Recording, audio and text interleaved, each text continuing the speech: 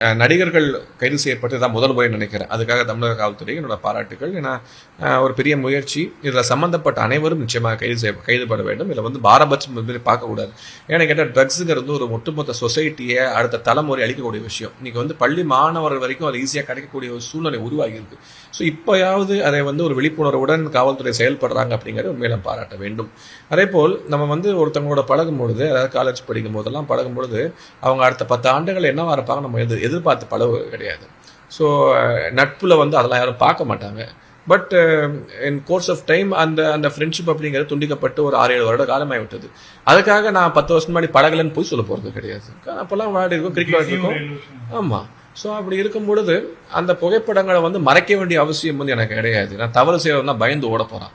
So அப்படி ஒரு சூழ்நிலையில வெறும் அரசியல் காழ்ப்புணர்ச்சிக்காக ஒருத்தங்களை அசிங்கப்படுத்தணும், ஒரு கட்சியை தொடர்பு படுத்தணும் அப்படிங்கிறதுக்காக செய்யக்கூடிய சிறுபிள்ளைத்தனமான விஷயமாக தான் நான் பார்க்கிறேன். இதை கடந்து சென்று இன்னைக்கு கூட பார்த்தீங்கன்னா இன்னைக்கு திராவிட முன்னேற்ற கழகம் ஆட்சிக்கு 1500 நாட்கள் ஆகிறது.